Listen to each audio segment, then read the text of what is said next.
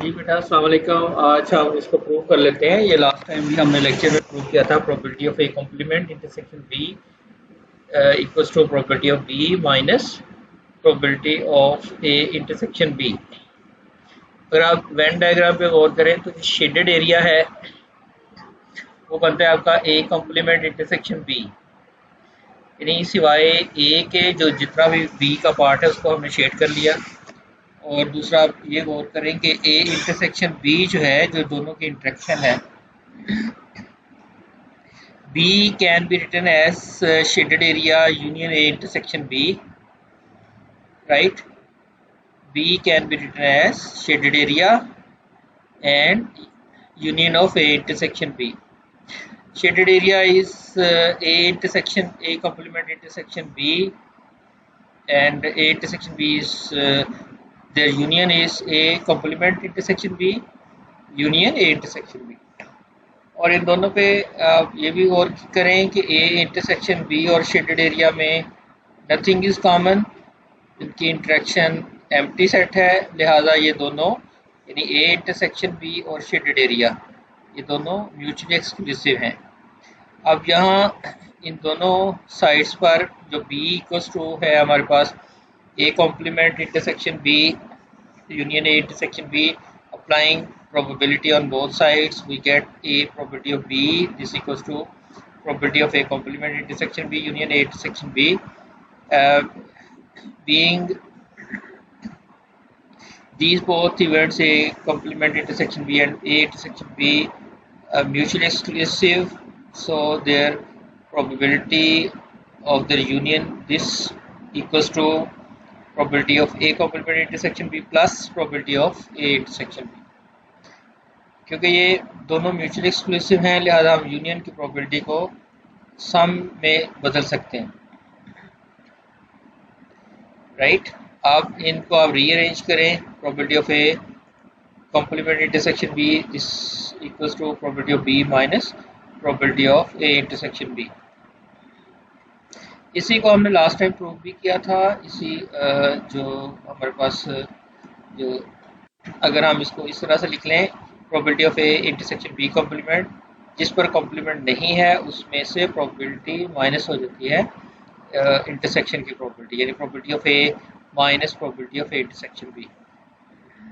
जैसा कि प्रीवियस में हमने शेड किया था बी का पार्ट, अब ए का पार्ट अगर शेड कर लिया जाए तो ये बनता है ए इंटरसेक्शन बी कॉम्प्लीमेंट, यानी हम आप इसको ऐसे लिखेंगे ए इंटरसेक्शन बी कॉम्प्लीमेंट, ठीक है।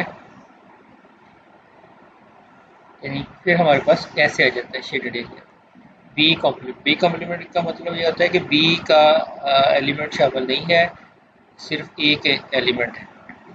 अब फिर दोनों साइड्स पर अगर ए को लिखा जाए टोटल ए, वो होगा आपका शेडेड एरिया और union A intersection B.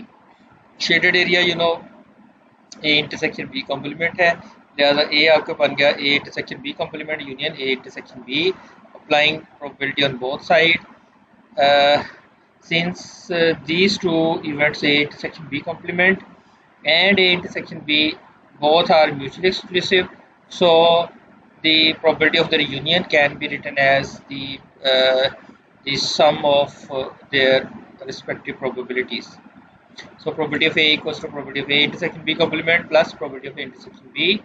Rearranging, after rearranging, you get the required result, probability of A minus probability of A intersection B complement, ठीक है। यहाँ पर आप B complement इसको मेंशन करेंगे, यहाँ B complement, सॉरी यानी हमें रिक्वायर्ड था probability of A intersection B complement this equals to probability of A minus probability of A intersection B, यानी जिस पर कॉम्प्लीमेंट नहीं होता उसमें से आप इंटरसेक्शन की प्रोबेबिलिटी माइनस कर लेते हो। ये हमने लास्ट लेक्चर में हमने इन दो रिजल्ट्स को डिस्कस किया था। अब इन्हीं को देखते हुए आगे हम इसको एक्सीड करते हैं, इसी रिजल्ट को फर्दर हम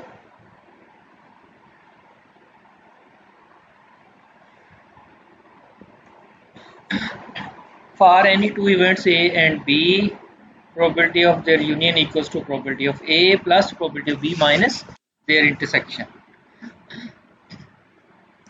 इसमें भी उसी तरह से सेम प्रोसीजर अडॉप्ट किया जा रहा है. आप इसमें शेडेड एरिया देखें वेन डायग्राम में, इसको लिखा गया है कॉम्प्लीमेंट इंटरसेक्शन बी. और अब इस केस के अंदर जहां हमने लेफ्ट साइड पर यूनियन की प्रोबेबिलिटी को प्रूव करना है, तो इसके लिए आप यूँ करेंगे ए यूनियन बी को टेकअप करेंगे. A union B this can be written as total A part and the shaded area. आपका यूनियन इस तरह से अगर हम इसको देखें कि ए का जो वेन डायग्राम में आपको नज़र आ रहा है कि ए और शेडेड एरिया इनकी अगर यूनियन ले लें तो ये टोटल ए यूनियन बी के इक्वल आ जाती है. ए यूनियन बी के इक्वल आ जाती है.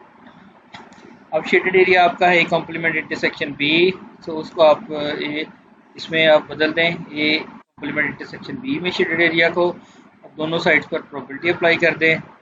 दोनों साइड्स पर जब प्रोबेबिलिटी अप्लाई करते हैं तो, और आप जानते हो कि since A and A complement intersection B are mutually exclusive, therefore आप यूनियन को आप बदल दें प्लस में probability of A plus probability of A complement intersection B. अब ये वाला जो रिजल्ट है, अगर जो हमने प्रीवियस प्रूव किया हुआ है probability of A complement intersection B, तो वो इसके इक्वल है. ये वाला रिजल्ट अगर हम इक्वेशन नंबर 1 में अगर हम इसके रिजल्ट को रिप्लेस कर दें तो वो हमें इस तरह से ये रिजल्ट मिल सकता है. ठीक है. सो इस रिजल्ट को आप इक्वेशन नंबर 1 में पुट कर दें तो probability of B minus probability of intersection B, putting in 1 probability of A union B this equals to ये प्रोबेबिलिटी ऑफ ए. अब यहाँ हमने रिप्लेस कर दिया है ये वाला पार्ट. ठीक है. तो जैसे ये रिप्लेस कर लेते हैं तो यूँ हमारे पास एक रिक्वायर्ड रिजल्ट आ जाता है. For any two events A and B their union probability of their union equals to probability of A plus probability of B minus probability of A intersection B. Further इसको अगर हम मज़ीद इसको condition impose कर दें, mutually exclusive की अगर condition impose कर दी जाए इसी रिज़ल्ट के ऊपर, तो फिर ये देखें ये वाला जो रिज़ल्ट है इक्वेशन नंबर 2 वाला ये रिड्यूस हो जाता है. Note if A and B are mutually exclusive then their union equals to phi set, empty set और impossible event, and their probability of their intersection will be 0. And putting this result in equation number 2, we get probability of A union B equals to probability of A plus probability of B. So union के case में आप summary के तौर पर आप ये याद रखें कि अगर हमारे पास दो इवेंट्स नॉट म्यूचुअली एक्सक्लूसिव हैं, यानी उनमें इंटरसेक्शन एग्जिस्ट कर रही है, तो फिर वो ये रिजल्ट है probability of A plus probability of B minus probability of A intersection B. और अगर ये म्यूचुअली एक्सक्लूसिव हैं, ये याद रखिएगा, अगर ये दो इवेंट्स आपके म्यूचुअली एक्सक्लूसिव हैं तो फिर इंटरसेक्शन की प्रोबेबिलिटी 0 हो जाती है. सो फिर आपका वही जो एक्सियम थर्ड था probability of A union B equals to probability of A plus probability of B. इन दो रिजल्ट्स को आपने अच्छी तरह याद नशीन कर लेना है. नॉट म्यूचुअली एक्सक्लूसिव केसेस में प्रोबेबिलिटी ऑफ यूनियन बी इसके बराबर है और म्यूचुअली एक्सक्लूसिव में यहाँ तक इसके रिजल्ट हैं. जी बेटा बताएं मुझे, आपको क्लियर हो रहा है, समझ आ रही है? जी बोलें, अपनी फीडबैक दें प्लीज़.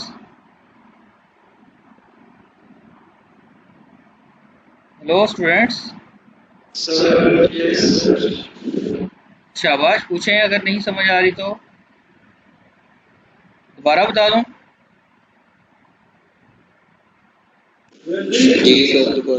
दोबारा देखें, और करें कि आपका वेन डायग्राम में ए यूनियन बी इक्वल है शेडेड एरिया और A union of A and shaded area. अब देखें ना, ए टोटल ए पे गौर करें और शेडेड एरिया, ये आपका यूनियन बन जाता है ए यूनियन बी. और shaded area A complement intersection B है, उसको आपने रिप्लेस कर दिया shaded area as A complement intersection B में. दोनों तरफ आपने प्रॉपर्टी अप्लाई कर देनी है. और क्योंकि ये यूनियन यूनियन आ रहा है ए और शेडेड एरिया में, आप इसको सम में बदल दें। क्यों बदला? क्योंकि ये दोनों म्यूचुअल एक्सक्लूसिव हैं। और ये पिछला रिजल्ट हम यहाँ यूज कर रहे हैं। Probability of A complement intersection B का रिजल्ट था probability of B minus probability of A intersection B. Equation number 1 में आप इसको रिप्लेस करें और यहाँ से आंसर आ जाता है बस। जब आपने इक्वेशन नंबर 1 में आपने इसकी वैल्यूज को रिप्लेस कर लिया, probability of B minus probability of A intersection B, तो यही आंसर है, यही हमारा रिक्वायर्ड रिजल्ट है। Probability of A union B equals to probability of A plus probability of B. यहाँ तक पहले आप इसको समझ लें और इसको राइट डाउन करें यहाँ तक, ठीक है। ये ज़रा मेरा बेटा लिखें, लिखकर इसको समझें और फिर बताएं मुझे। वेन डायग्राम भी स्केच करें, शेडेड एरिया स्केच करें, नीचे लिखें जो शेडेड एरिया है वो उसको हम सिंबॉलिकली कैसे लिखेंगे, कॉम्प्लीमेंट इंटरसेक्शन बी और ए यूनियन बी। आप गौर करें कि क्या इस तरह लिखा जा सकता है, शेडेड और यूनियन ए। यहाँ तक ज़रा खुद नोटबुक पर नोट करें और फिर बताएं मुझे, फीडबैक दें अपनी प्लीज़। हरी आप।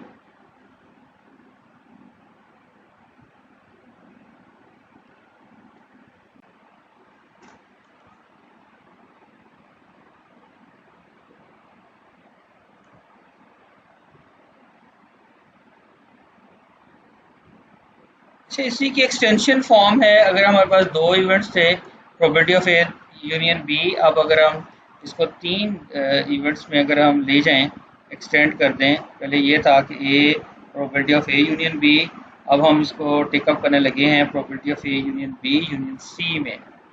सो if A B and C are any 3 events in a sample space S, then the probability of at least one of them occurring is given by।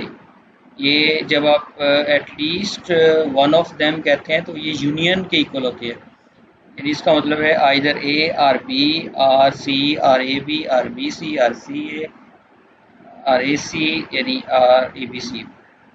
तो ये फिर वो यूनियन ही के बराबर होती है। तो इसका रिजल्ट है probability of A union B equals probability of A union B union सी।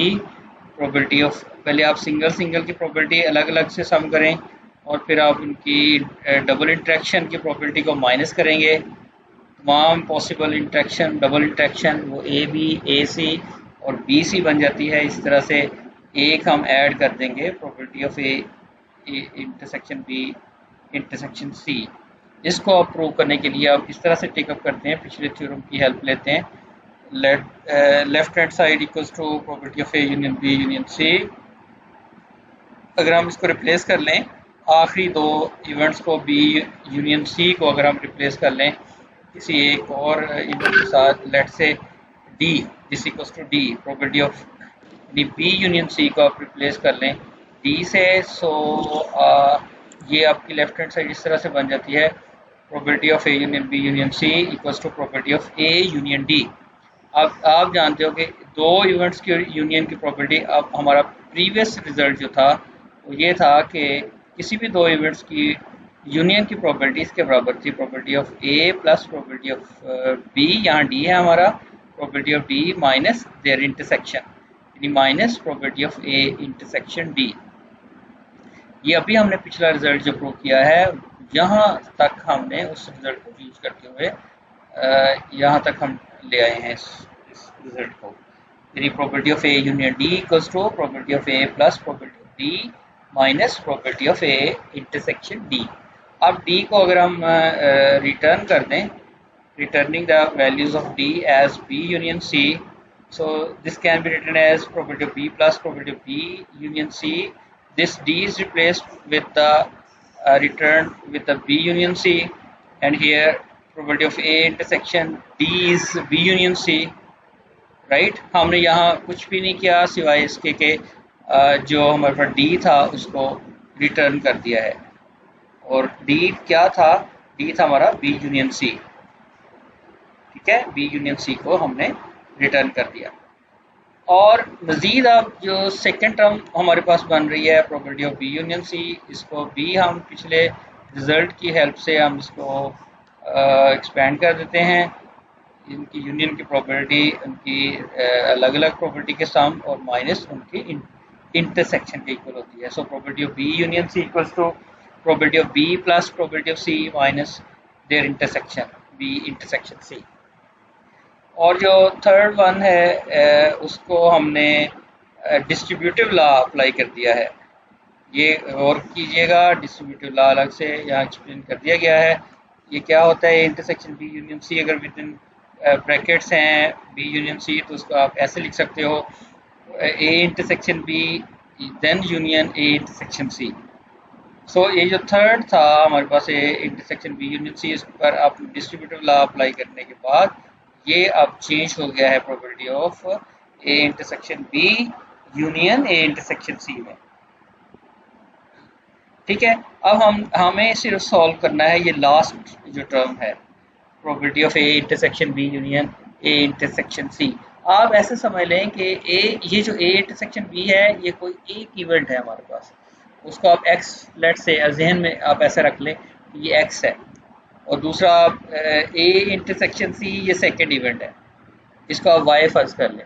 अब फिर वही रूल अप्लाई कर दें जो प्रीवियस रूल अपने प्रूव किया हुआ है कि property of X union Y this equals to probability of ये मैं अगर हाईलाइट कर दूं ये तो उस पर गौर कीजिएगा, लास्ट जो टर्म है वो इसके इक्वल आ रही है, यानी probability of A intersection B इस ये वाला probability of A intersection B union A intersection C this equals to probability of, यानी जिसे मैंने कहा है कि एक्स है, आप समझ लेंगे probability of X plus probability of Y minus their intersection minus probability of X intersection Y. यानी दोबारा देखें आप इन टर्म्स में ही अगर बात करें probability of A intersection B plus probability of A intersection C minus उन दोनों की इंटरसेक्शन। ठीक है, अब मैं इन दोनों के इंटरसेक्शन को एक्सप्लेन करने के लिए यहाँ मैं हेल्प ले रहा हूँ वेन डायग्राम से। वेन डायग्राम में अगर आप ये गौर करें कि ए इंटरसेक्शन बी अगर मैं वेन डायग्राम में शेड करूँ तो ये शेडेड एरिया बन जाता है ए इंटरसेक्शन बी का, और अगर ए इंटरसेक्शन सी को वेन डायग्राम में शो करना चाहूँ तो वो ये आपके पास शेडेड एरिया आ जाता है। ठीक है, ए इंटरसेक्शन सी। अगर मैं इन दोनों को ओवरलैप कर दूं तो फिर अगर मैं ये पूछूं कि ए इंटरसेक्शन बी इन दोनों की इंटरसेक्शन क्या है तो वो देख लें कि वो ये तीनों की इंटरसेक्शन आ जाती है, A intersection B intersection C. ठीक है, दोबारा गौर कर लें वेन डायग्राम के ऊपर, आप ए इंटरसेक्शन बी अगर शेडेड एरिया देखें तो अब क्लियर हो रहा है। ए इंटरसेक्शन सी का अगर शेडेड एरिया देखें तो रेड कलर में सेकंड वेन डायग्राम में शो हो रहा है। थर्ड वेन डायग्राम में इन दोनों की जो फर्स्ट टू डायग्राम्स हैं, इन दोनों जो शेडेड एरिया है इन दोनों के इंटरसेक्शन लें तो वो आपके पास बन जाता है A intersection B intersection C. So यहाँ ये वाला जो रिजल्ट है A intersection B intersection C ये आपके पास बन गया तीनों के इंटरसेक्शन, ये A intersection B intersection C यूं आ जाता है। अब आप जस्ट ब्रैकेट्स को ख़त्म कर दें, इनको आप बगैर ब्रैकेट्स के लिखें तो आपके पास रिक्वायर्ड रिजल्ट बन जाता है। So probability of A plus probability of B plus probability of C minus probability of B intersection C, एक इंटरसेक्शन ये बनी बी इंटरसेक्शन सी, एक इंटरसेक्शन ए इंटरसेक्शन सी बन जाएगी, और थर्ड वन आपके पास होगी ए इंटरसेक्शन सी। ठीक है, ये डबल इंटरेक्शन है और ये ब्रैकेट जब आप ओपन कर लेते हो तो ये माइनस साइन प्लस में बदल जाता है।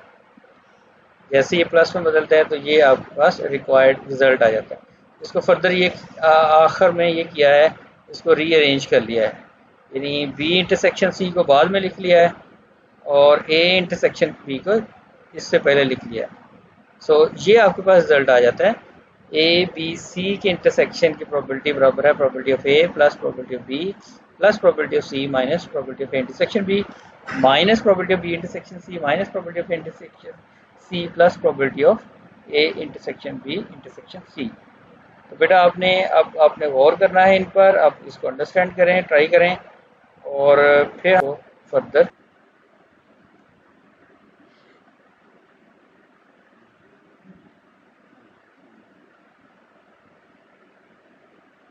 अगर आपके पास म्यूचुअली एक्सक्लूसिव है तो वो पार्ट माइनस हो जाता है, और अगर वो म्यूचुअली एक्सक्लूसिव नहीं है तो फिर इंटरसेक्शन सारे के सारे जीरो हो जाएंगे। फर्ज कर लें यही अगर रिजल्ट आ जाता है property of A union B union C, अगर आपसे ये कहा जाए कि ये तीनों म्यूचुअली एक्सक्लूसिव हैं तो फिर इन तीनों में इंटरसेक्शन एग्जिस्ट नहीं करेगी, तो आपका रिजल्ट क्या बनेगा, वो आपका मुख्तसर होकर यहाँ तक रह जाएगा। ठीक है, probability of A union B union C तक इसका रिजल्ट यहाँ तक होगा। अगर मैं इसको ये कह दूँ, if A B and C are mutually exclusive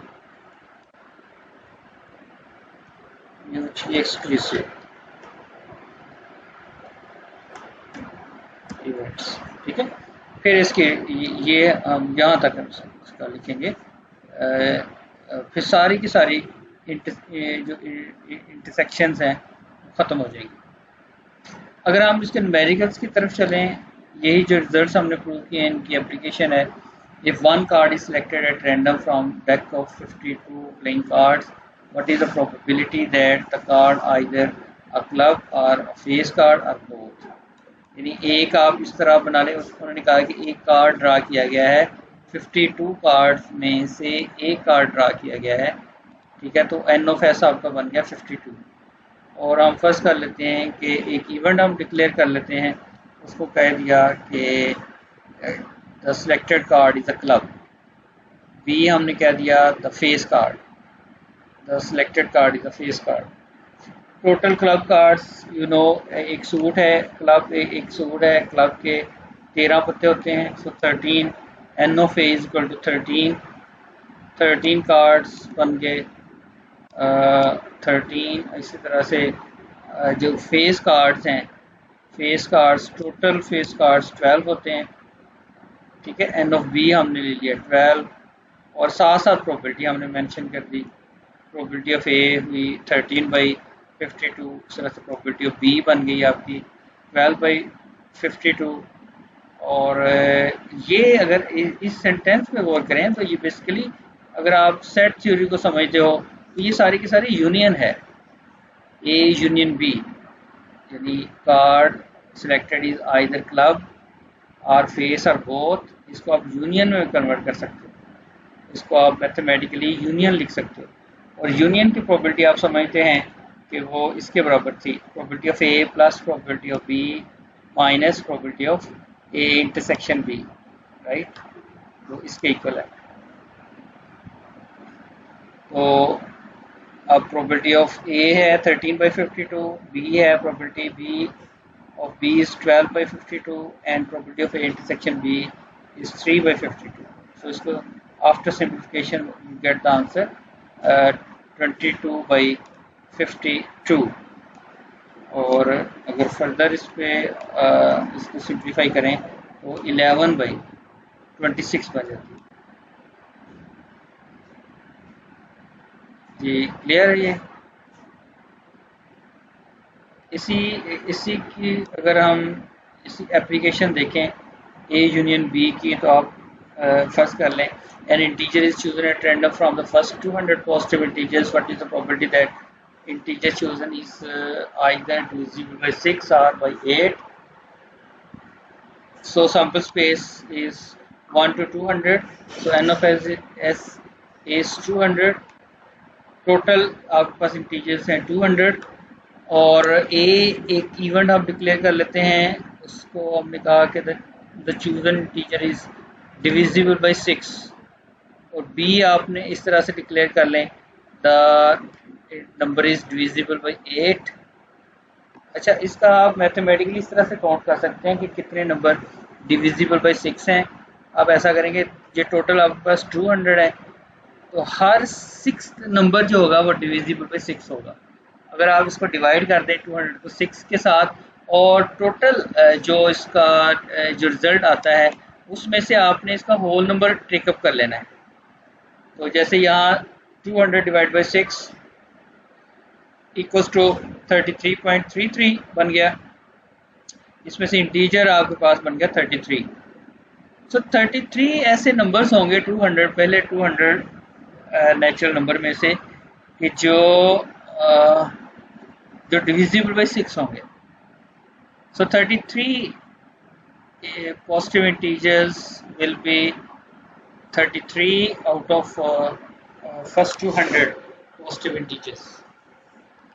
Same case with the numbers divisible by 8. अब 200 को 8 से डिवाइड कर लें, 200 डिवाइड बाई 8 आंसर इज 25। ये आपको एग्जैक्ट 25 मिल रहा है। INT इंट यहाँ इससे मुराद है इंटीजर। यहाँ एक फंक्शन शो कर दिया गया है कि अगर आप टोटल यहाँ से इंटीजर टेकअप करना है आपको, यानी 33 जैसे होल नंबर है या 33 उसको टेकअप किया गया है। सो डिस्कार्ड करने के लिए, डेसिमल नंबर्स को डिस्कार्ड करने के लिए आप इस तरह से आप लिख सकते हो mathematically, the numbers total numbers which are divisible by 8 are 25। अगर आप प्रोबेबिलिटी के फॉर्म में लिखें तो वो प्रोबेबिलिटी ऑफ ए बन गया आपका 33/200, ठीक है। और प्रोबेबिलिटी ऑफ बी अगर देखें तो वो आपके पास बन जाता है 25/200। लेकिन जब आपको ये फाइंड करना है आइदर डिविजिबल बाय ए 6 और 8, तो ये बेसिकली यूनियन है, यानी आपको फाइंड करना है probability of A union B, ठीक है। ये देखें, the number is either divisible by 6 or by 8 can be written as in mathematical form probability of A union B, or probability of A union B equals to probability of A plus probability of B minus probability of their intersection। और intersection के लिए probability आप किस तरह find करोगे, ये ज़रा गौर कर लें। जब आप इंटरसेक्शन के लिए काम करना है, आप पहले इसका एलसीएम टेकअप करेंगे, पहले आप इसका एलसीएम फाइंड आउट करेंगे। एलसीएम ऑफ 6 and 8 इज 24 होता है। आप इंटरसेक्शन कितने हैं, यानी ऐसे नंबर्स कितने हैं पहले 200 इंटीजर्स में से जो डिविजिबल बाय 6 भी हों और 8 भी हों, उसकी कैलकुलेशन के लिए आपको ये काम करना होगा कि आप इसके एलसीएम से 200 को एलसीएम से डिवाइड कर लें, और जो होल नंबर बनता है वो उतने नंबर्स होंगे जो डिविजिबल बाय बोथ होंगे 6 and 8 हियर। तो यहाँ 8 आ जाते हैं, 8 डिवाइड बाय 200 उनकी इंटरसेक्शन की प्रोबेबिलिटी बन गई। So probability of A union B equals to, अब इनमें आप वैल्यूज पुट करके आप आंसर ले सकते हैं। ए की प्रोबेबिलिटी है 33/200, बी की प्रोबेबिलिटी है 200/200 और इंटरसेक्शन की प्रोबेबिलिटी है 8/200। सो आप मज़ीद देख लें क्वेश्चन को, अगर आपको समझ आ रही है तो। जहाँ नहीं समझ आ रही है आप प्लीज़ मुझे मेंशन करें, मैं दोबारा एक्सप्लेन करता हूँ।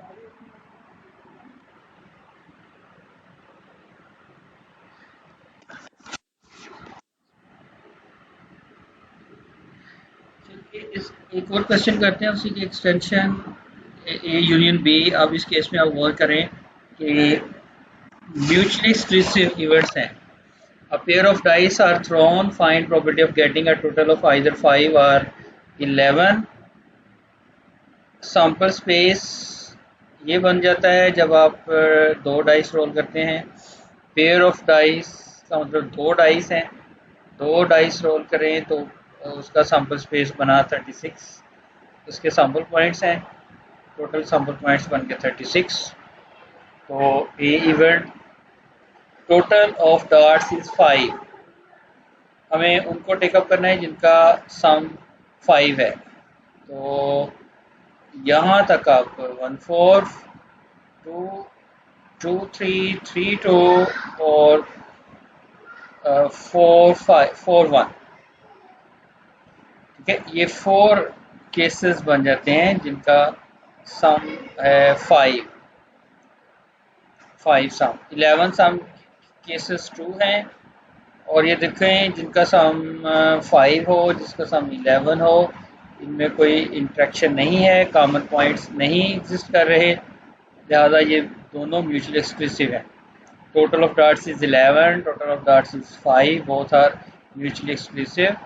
So their union, probability of their union can be written as the probability of A plus probability of B. Probability of A is here 4 by 36, 4 by 36, and probability of B is 2 by 36. So 6 by 36, which means 1 by 6. तो ये आप और करें कि ये दो ऐसे events थे जो म्यूचुअली एक्सक्लूसिव थे। Question number 4, 3 horses ABC are in a race. A is twice as likely to win as B. A के जीतने की प्रोबेबिलिटी उतनी है जितनी अगर B की प्रोबेबिलिटी को डबल कर लिया जाए। A is twice as likely to win as B. यानी इसको आप मैथमेटिकली इस तरह से लिखेंगे, probability of A equals to 2 times probability of B. फिर आप देखें B is twice as likely to win as C, और प्रोबेबिलिटी ऑफ बी को लिखा जा सकता है 2 टाइम्स ऑफ प्रोबेबिलिटी ऑफ सी। ठीक है, सो ए को ए इवेंट इस तरह से डिक्लेयर कर लिया हमने, let A be the event that the horse A will win the race, as B be the event that horse B will win the race, and similarly C is the event as that the horse C will win the race. इन दोनों relations को इस तरह से आप हम इसको manipulate कर लेते हैं। प्रोबेबिलिटी ऑफ बी आप फर्स्ट कर लें, प्रोबेबिलिटी ऑफ सी को पी कह दिया है, let probability of C is P, so probability of B can be written as 2P, यानी C probability of C की जगह P कर दें, P लिख दिया हम, और अब probability of B बना 2P। पहला जो रिलेशन है probability of A equals to 2, probability of B उसमें आप पुट कर दें, so probability of A बना 4P। और क्योंकि तीन आपके पास पॉसिबल इवेंट्स हैं, ऑल पॉसिबल इवेंट्स की प्रोबेबिलिटी 1 होती है, ऑल पॉसिबल आउटकम्स की प्रोबेबिलिटी बनी 1, so probability of A plus probability of B plus probability of C equals to 1। Probability of A आपने फाइंड आउट कर लिया 4p, प्रोबेबिलिटी ऑफ बी आपने देखा 2p के इक्वल है, ये हमने p प्रोबेबिलिटी ऑफ सी कहा हुआ है, और ये बन गया आपके पास 7p equals to 1। So P is equal to 1 by 7। ठीक है, ऐसे आ जाता है, P is equal to 1 by 7। और since A, B, C are mutually exclusive and collectively exhaustive, therefore the sum of the probability must be equal to 1। इस relation को use करते हुए हमने यहाँ प्रोबेबिलिटी फाइंड कर ली, म्यूचुअली एक्सक्लूसिव। कोई question हुआ तो आप साथ ही प्लीज बताइएगा।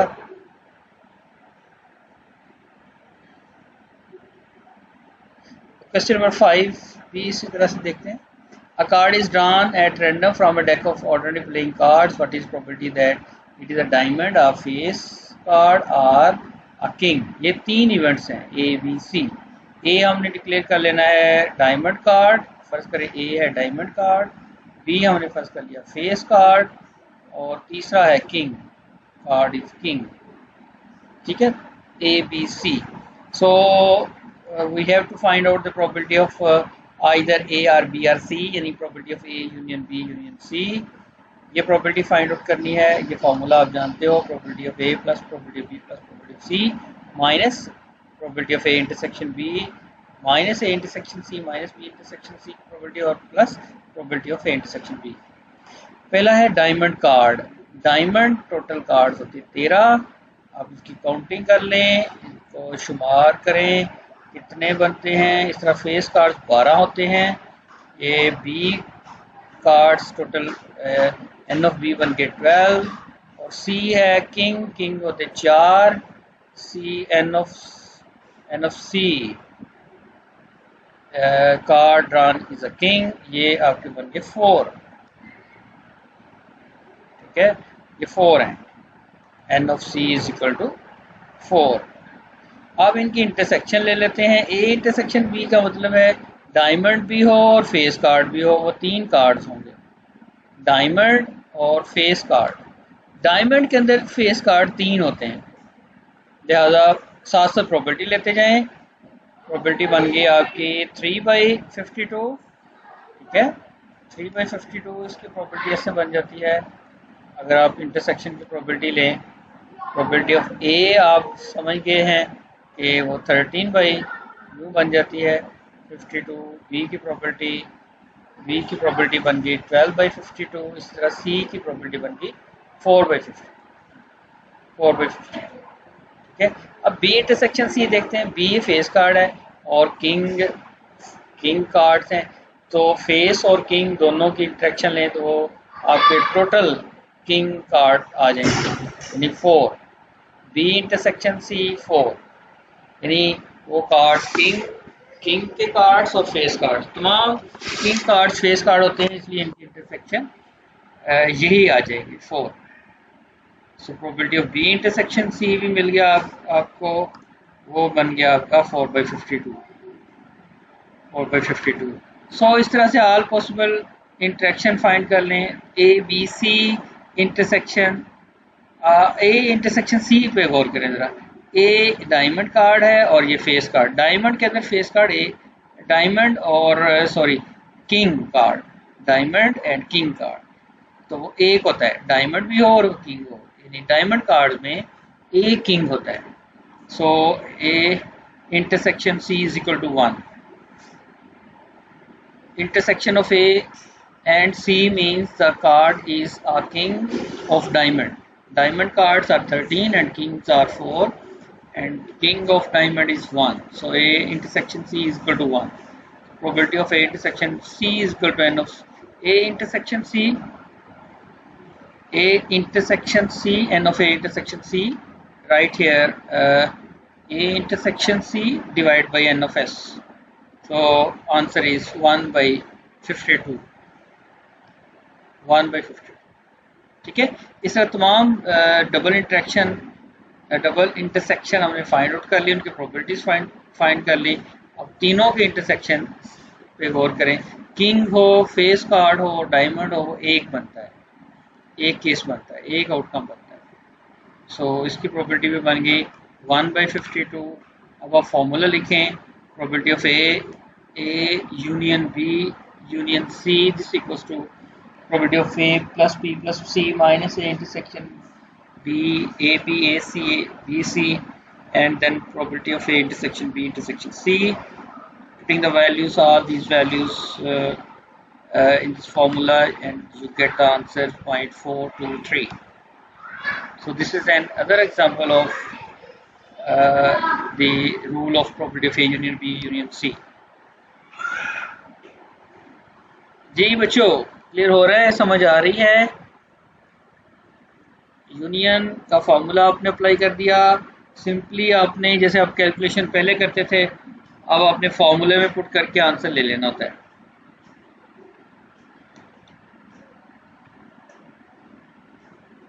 क्वेश्चन नंबर ये था 5, आप इसको क्वेश्चन नंबर 6 कर लें। क्वेश्चन नंबर आपका बन गया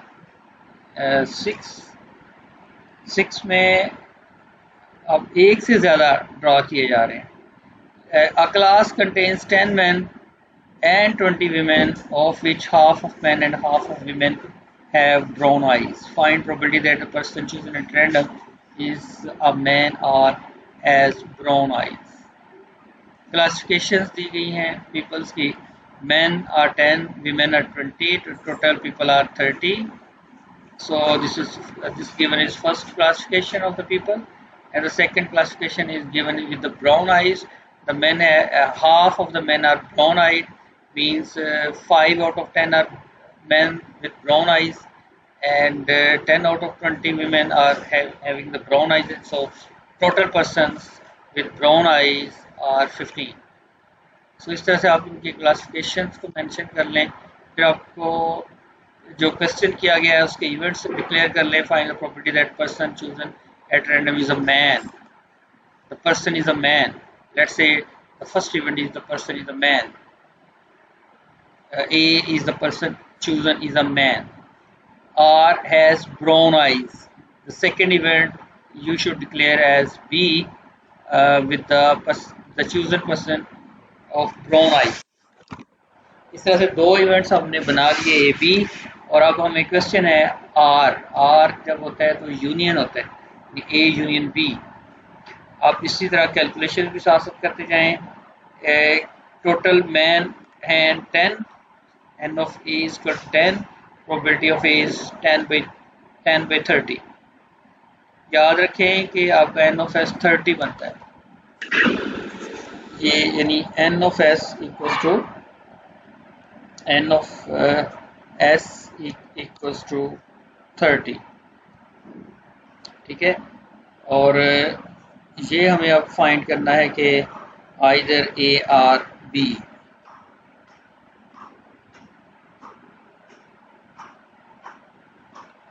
अब B में द है ब्राउन आइज. ब्राउन आइज में टोटल 15 ब्राउन आइज हैं. Half of the peoples are with brown eyes. So n of B is equal to बना 15. प्रोबेबिलिटी ऑफ B इक्वल हुआ 15/30. अब हमें इंटरसेक्शन भी चाहिए. n of A intersection B यानी man और विद ब्राउन आइज. मैन और brown eyed persons are the intersection. इसको आप एक सिंगल पेज पर ले जाकर इकट्ठा इसको व्यू करते हैं.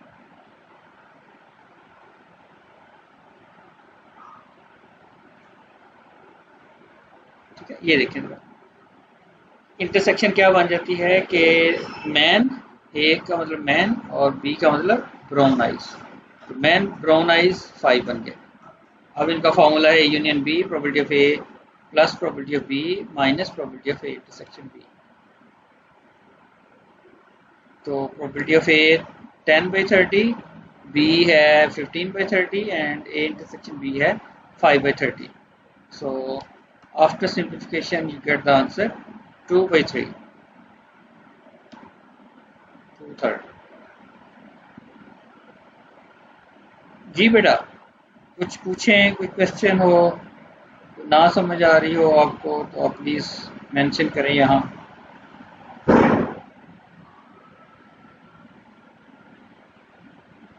ये क्लियर है? ठीक है, समझ आ रही है आपको?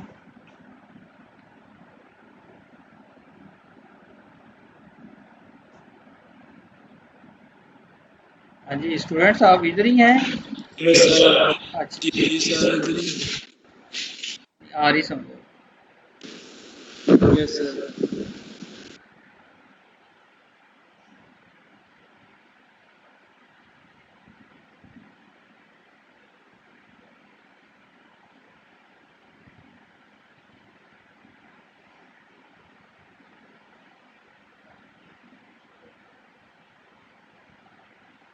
अच्छा बिल्कुल उसी तरह का क्वेश्चन है जो अभी हमने प्रीवियसली किया.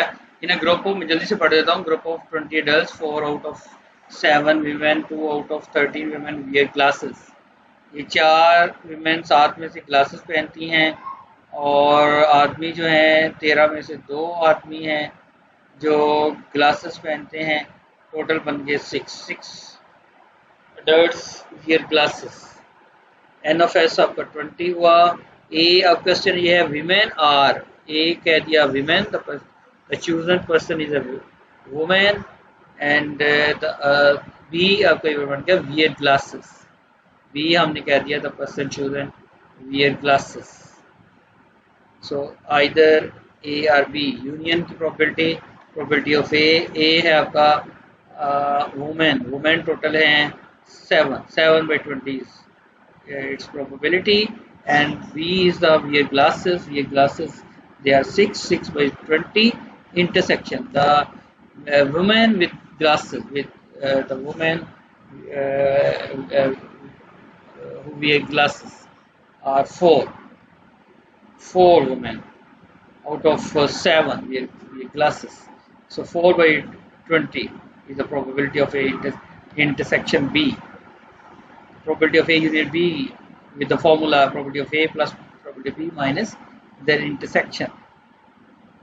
Putting the values and you get the answer. इस क्वेश्चन में भी वो प्रीवियस क्वेश्चन की तरह है, और जिसमें ये कहा था कि वहाँ थे 1 to 200, यहाँ है 1 to 50. आप 200 को जो है 50 से डिवाइड करें 6 को, और 8 से डिवाइड 50 को डिवाइड करें आप 8 से, ठीक है. सो यूँ आप इसकी प्रीवियस क्वेश्चन की तरह आप इनकी कैलकुलेशन कर सकते हैं.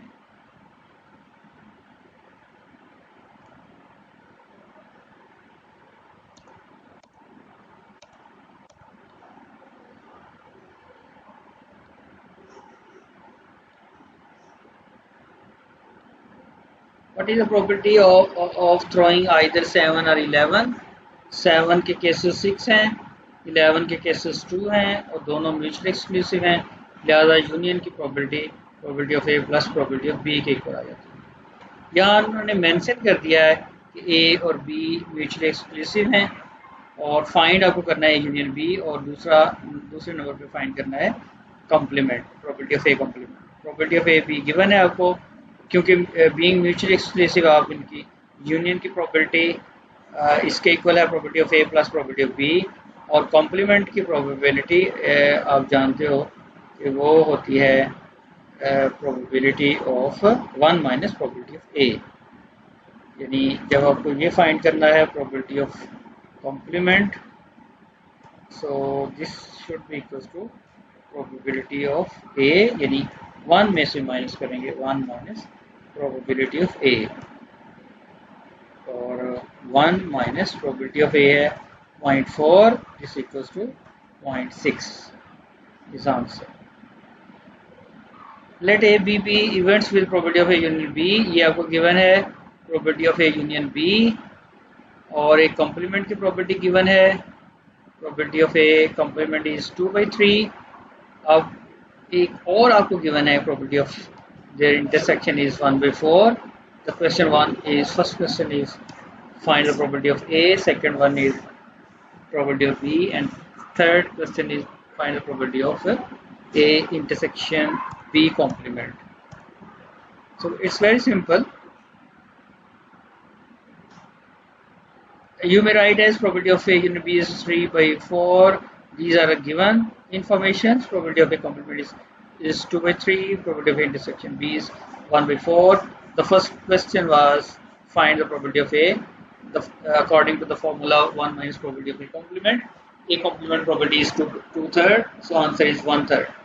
Probability of A union B can be written as, according to the formula, probability of A plus probability of B minus probability of A intersection B. Putting these values except probability of B. So which are to be find out. We have to find probability of B, write on this formula and put all these values and get the answer probability of B, which is 2/3. And you know probability of A intersection B complement is equals to probability of A minus probability of A intersection B. Putting these values, you get the answer 1/12. Similarly, in question number 14, probability of A is 1/2, probability of A union B is 3/4, probability of B complement is 3/8. Then find probability of their intersection, probability of A complement intersection B complement. Third one, A complement in union B complement probability, probability of A B intersection A complement.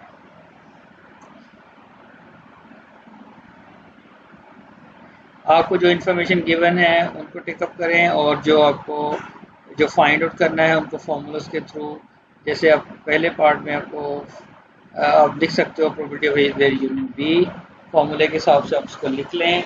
आप यहाँ से आप A intersection B probability find कर सकते हैं, और D Morgan's law के मुताबिक आप इसको राइट डाउन कर सकते हो. According to the De Morgan's law, A complement intersection B complement equals to होता है A union B whole complement, और होल कॉम्प्लीमेंट बराबर है 1 माइनस होल कॉम्प्लीमेंट. यूनियन की प्रोबेबिलिटी आपने फाइंड आउट कर लिया हुआ है, ये आपको गिवन है 3/4, 1 - 3/4 इज 1/4। इस तरह से जो यूनियन इनकी यूनियन है उसको भी आप डिमार्गन्स लॉ के थ्रू आप उसको सॉल्व कर सकते हैं। वो अप्लाई करते हैं तो 1 minus probability of A intersection B, A intersection B 1/8 है। सो यूँ आप इसको कंप्यूट कर सकते हैं। सो बेटा इस तरह के क्वेश्चंस हैं जो जिन रिजल्ट्स को, जिन फार्मूलाज को आपने ड्राइव किया हुआ है उनकी एप्लीकेशन है।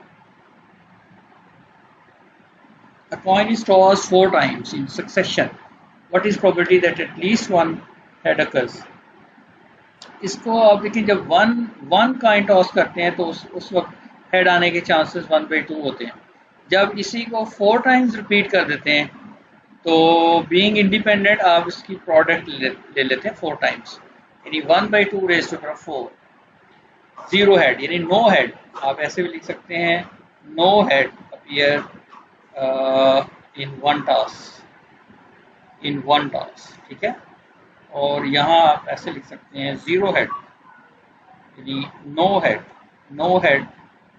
हेड अपीयर इन 4 टॉसेस, उसके रेज टू द पावर 4। ये कैसे आ गया?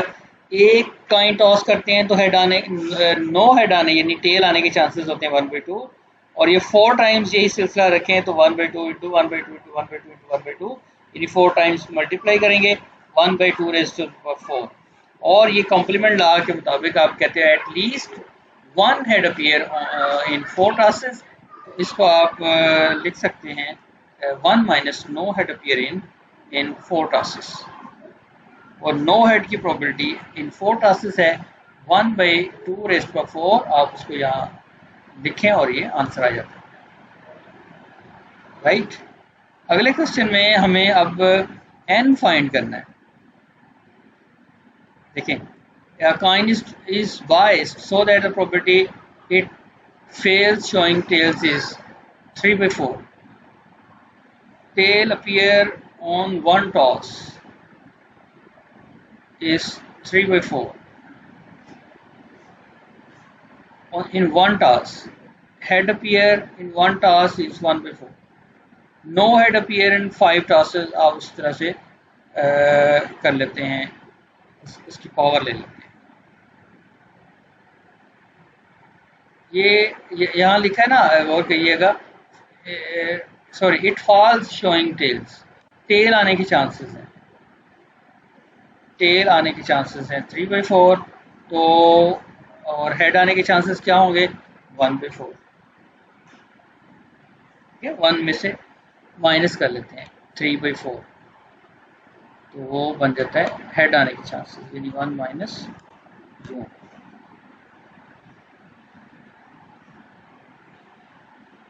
और यहाँ at least one head appear in 5 tosses, 1 minus no head appear in 5 tosses, right. 1 minus no head in 5 tosses 3/4 raise पर 5, after simplification 0.763। Find probability of obtaining, ये question था, obtaining at least one head in tosses of a coin is tossed 5 times। ये पहला part था। Second part में कह रहा है कि how many times must the coin be tossed so that probability of obtaining at least one head is greater than 0.98। 0.98 अगर उसकी प्रोबेबिलिटी है एटलीस्ट वन हेड तो कितने टॉसेस किए जाएंगे? आपके पास ये जो n फाइंड किया जाना है, तो दिस इक्वल्स टू 0.98 कर लें और इस रिलेशन को सॉल्व कर लें मैथमेटिकली। उसका आप लॉग अप्लाई करके कर सकते हो, ठीक है। Log, after applying the log you get the answer of n आपके पास बना 13.6। इसको आपने नेक्स्ट नंबर पे ले जाना है, ठीक है, वो आपके पास बन गया 14। सो 14 या 14 से ज़्यादा टाइम्स अगर आप टॉस करते हैं कॉइन्स को तो आप रिक्वायर्ड रिजल्ट्स मिलते हैं 14 टाइम्स,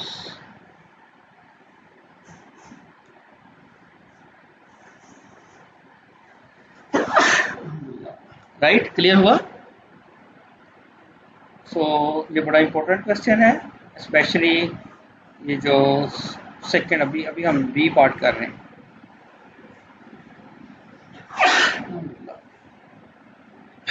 तो बेटा आप कोई क्वेश्चन है तो प्लीज़ ज़रा पूछें हमसे। तो आज का लेक्चर हम जहाँ तक रखते हैं।